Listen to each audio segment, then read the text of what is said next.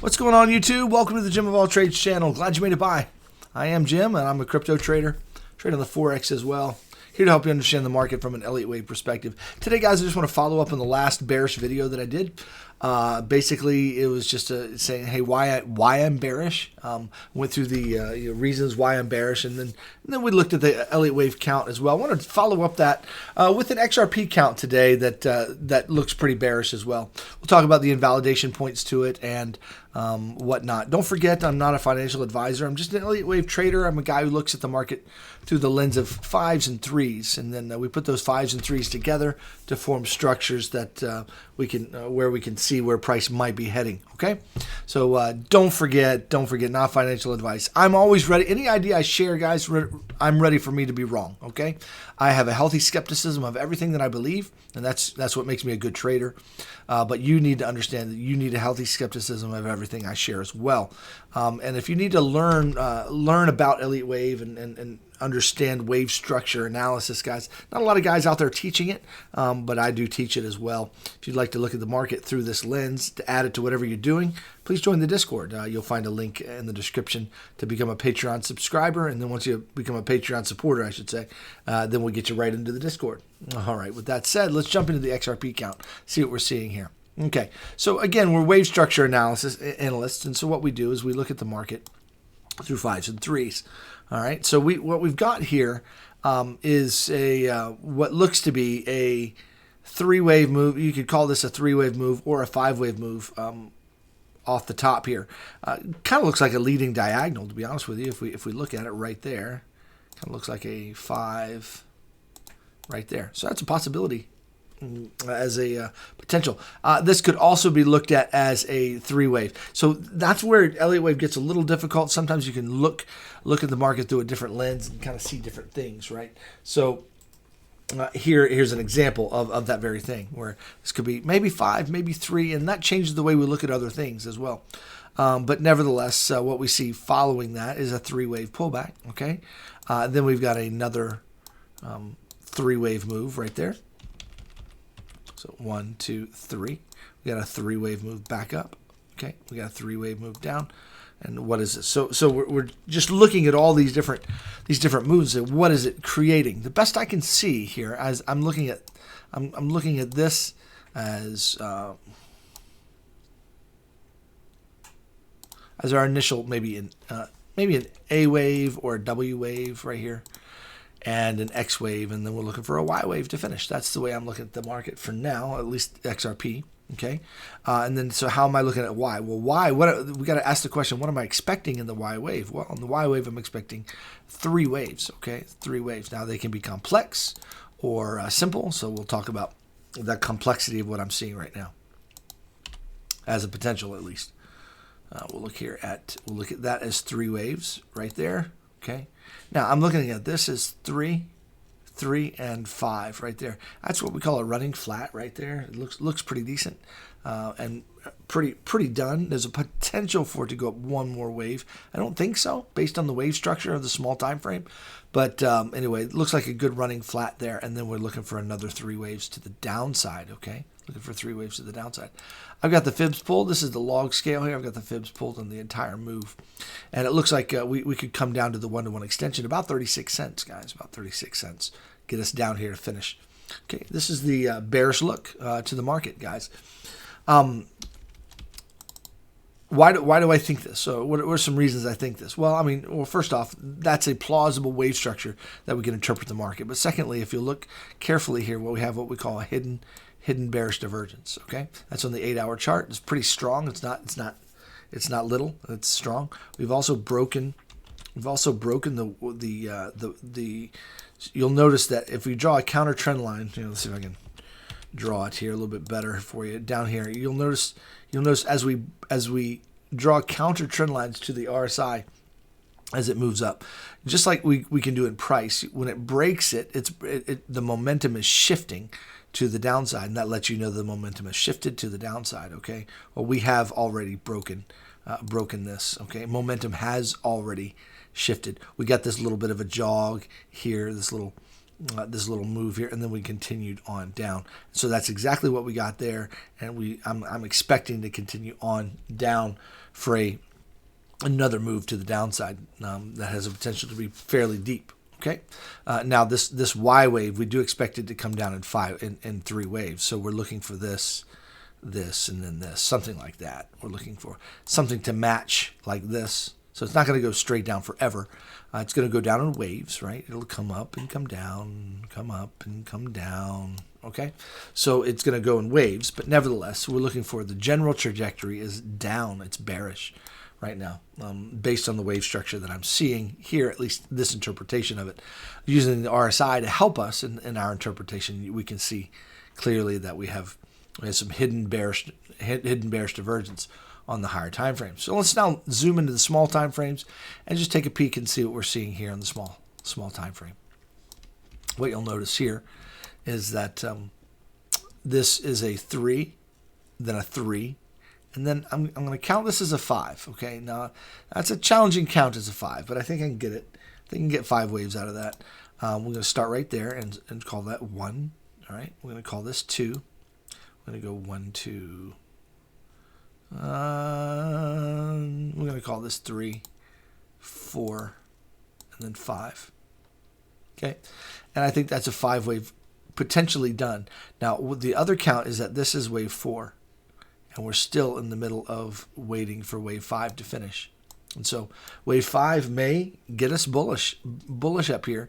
The only problem is I don't have this wave structure right here is not too convincing to the upside based on this wave structure. Okay. In fact, this wave structure actually is pointing more down than it is up. That's why I'm tempted to conclude that this was 4 and that was 5, and we're dealing with a excuse me, my phone is ringing. I apologize.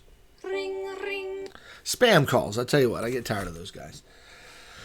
Anyway, with that said, this looks like it's very strong potential to be done, but nevertheless, I do see this kind of 3 waves here that you're tempted to want to put the 4 right here, okay, and then put the 5 up there, and that's possible. And I'm holding that as a as a potential, but if that's the case, I'm looking to see an impulse, 3-wave pullback, and then another impulse, to the upside.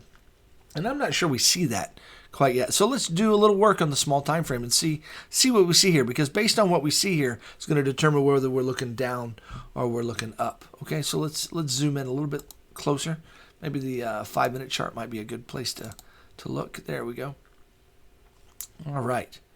So again, you're tempted to kind of say, hey, yeah, this is A, B, and C, and it kind of looks done, and then ready to go back up. Well, if that's the case, then you've got to make 5 waves out of this, and it's certainly got a 3-wave shape, but it's got a 5-wave extension to it. In other words, it's got an extension that you would think ordinarily you would have in an impulse wave. So one might argue that that's an impulse wave, okay, with a 3-wave pullback. Now I've got a way to look at this as a leading diagonal.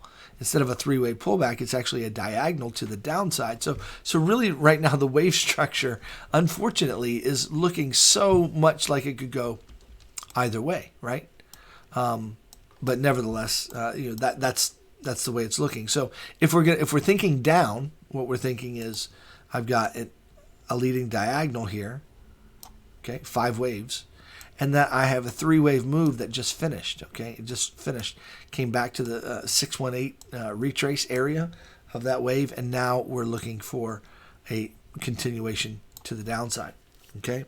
Now, the RSI isn't supporting a whole lot more down here based on the RSI. It looks like we've got what we call hidden bullish divergence right here on the small time frame that lends me to think, well, maybe we go back up, maybe. All right, so there's some conflicting, signs in the chart there that we can't be super definitive. I'm just showing you all these things that I see, and you can do with it what you will. This is what we analyze. These are the things that we analyze as the wave is being created to try to get a bias as to which direction price may go. So right now I've got a way of looking at the wave structure that says, hey, it's going down, but I've got an RSI that doesn't seem to want to support that too strongly because of the hidden bullish divergence that we're seeing on the on the moderate, the 15-minute and lower time frames. You'll see that hidden bull divergence right there. Now, that hidden bull divergence can be wiped out if this just comes up, creates maybe a three-way pullback, and RSI comes back up like this, and then it makes another strong move to the downside. That hidden bullish divergence can go away. So that may be what we're seeing. We may just be seeing, the beginning stages of a downward move that it's gonna pull back in 3 and then continue down. And if it does that, then that would give it plenty of room to come on down and wipe out that hidden bull divergence. Now, if you wanted to look at it from an upward lens, you say, hey, this is the bottom of 4. So that's what you'd have to do. You'd have to look at this as 3 waves right there, okay? And then you'd have to look at this as 5 waves. Now, that's a challenge, but nevertheless, let's just pretend for sake of argument that that's 5 waves. Then we can get 3 waves out of this, I think, no problem. And then the only thing you can really do with this structure down here is call this maybe a 1, 2, and then another 1, 2, and that's a very bullish. That's a very bullish structure. A 1, 2, 1, 2 means you've got a 1, 2 of the first wave, and then the second 1, 2 is the 1, 2 of the third wave, and so the next wave to come is going to be a really big move to the upside. Okay, and so we'd have 1, 2. This would be 3, 4, 5 right there. Okay, and then with the way that wave would finish, this 5th wave then is this would be 1, 2. All this is 3, 4, 5.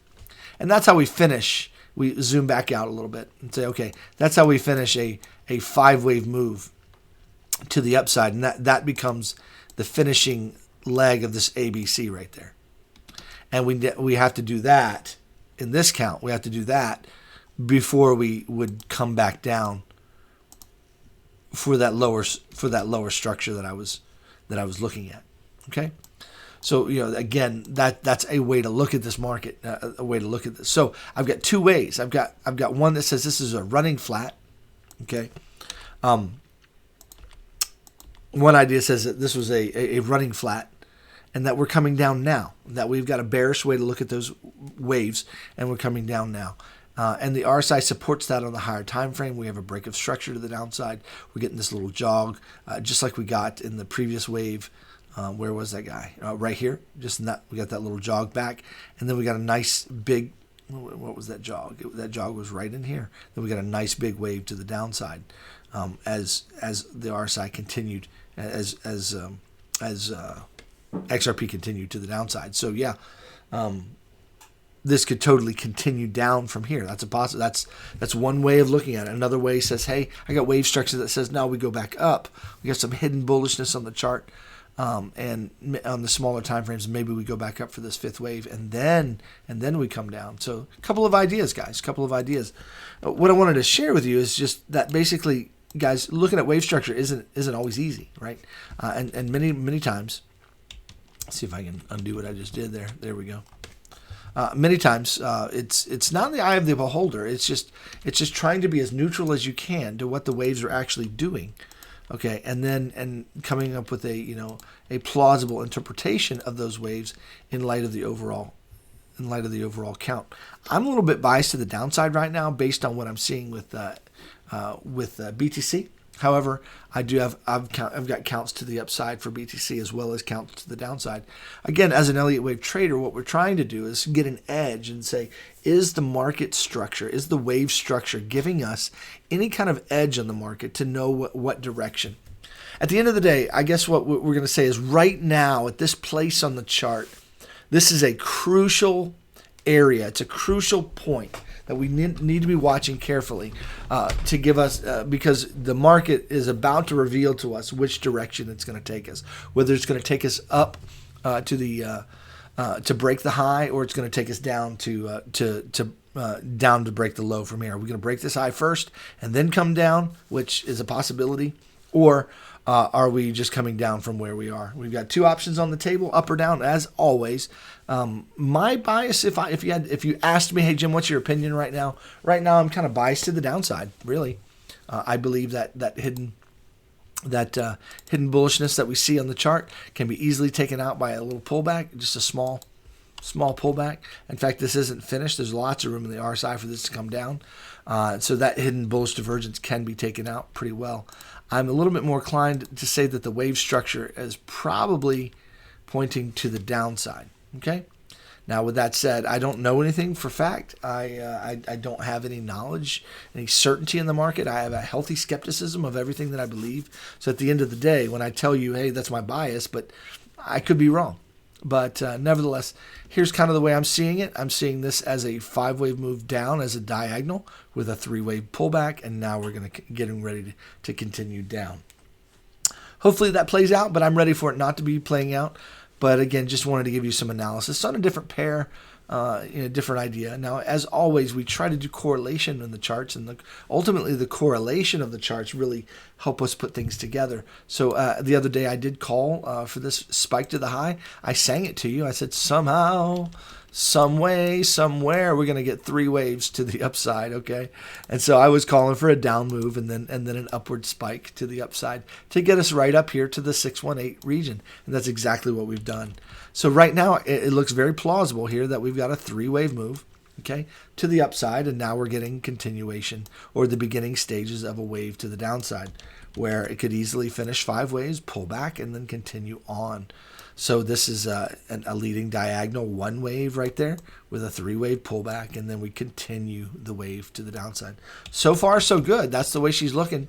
I am paying attention to this as this comes down because we do have a little bit of hidden bull here, guys. Again, that hidden bullish divergence is creeping into this chart. Now, that could easily be taken out, but nevertheless, there's a little bit of hidden bull on this chart, 10-minute chart. It's not complete. Oh, sorry. It's not completely